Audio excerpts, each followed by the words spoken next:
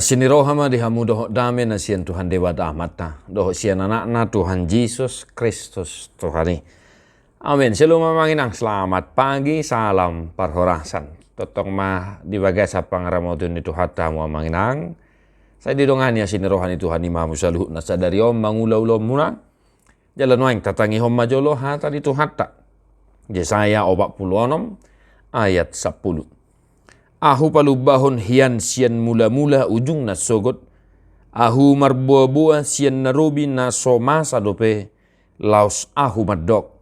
Sai hok dosa kapu jalabahenokku ma nasa lomoni rohaku. Yang memberitahukan dari mulanya hal yang kemudian. Dan dari zaman purbakala apa yang belum terlaksana.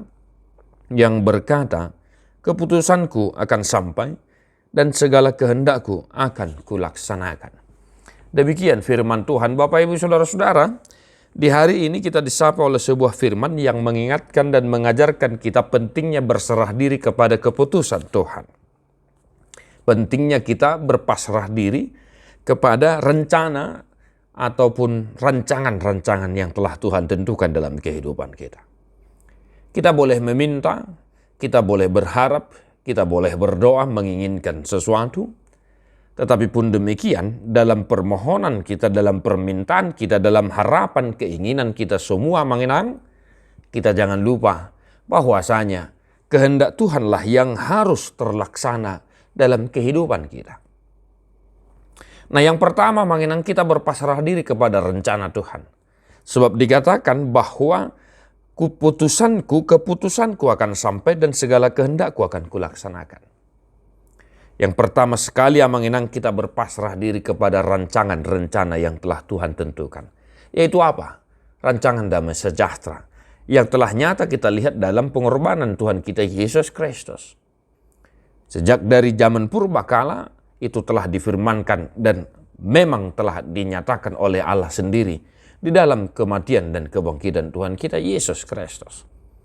Maka seperti yang saya katakan tadi, kita perlu berpasrah diri kepada rencana Tuhan. Apapun keinginan kita, jangan lupa bahwa rancangan Tuhanlah yang nyata dalam kehidupan kita. Nah, yang kedua Bapak Ibu Saudara-saudara, kalau tadi kita berpasrah kepada rencana Tuhan, nah yang kedua yang harus kita ingat adalah kita harus mampu melihat rencana Tuhan dan melaksanakannya, ikut melaksanakannya dalam kehidupan kita.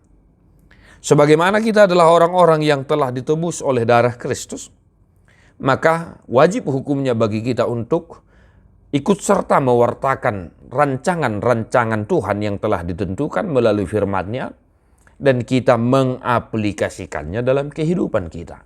Melalui aktivitas kita, melalui pekerjaan profesi yang kita emban. Rancangan Tuhan harus kita laksanakan dalam kehidupan kita. Sehingga orang-orang yang ada di sekitar kita juga mampu memuji memuliakan Tuhan dan mampu melihat kuasa Tuhan dalam kehidupan kita sehari-hari. Maka Bapak Ibu Saudara-saudara yang dikasihi oleh Tuhan kita Yesus Kristus, kedua hal itu boleh kita renungkan satu hari ini dalam aktivitas kita dimanapun kita berada.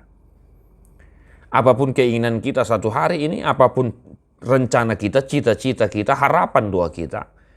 Maka dalam doa kita, ya, saya selalu mengingatkan agar kita hidup di dalam doa menginang, maka di akhir doa kita sewajarnya dan seharusnya mengatakan bahwa rencanamu lah yang akan terjadi. Artinya menginang di ujung nitang yang ta, saya tadok ma sakakmu mana saut, lomoni roham mana saut. Dan satu hari ini juga Bapak Ibu Saudara-saudara, kita boleh menyatakan dan memperlihatkan rencana Tuhan dalam kehidupan kita melalui aktivitas kita. Tuhan memberkati yang menginang satu hari ini dimanapun kita berada. Tedehoma buku ede nomor 174 ayat 5.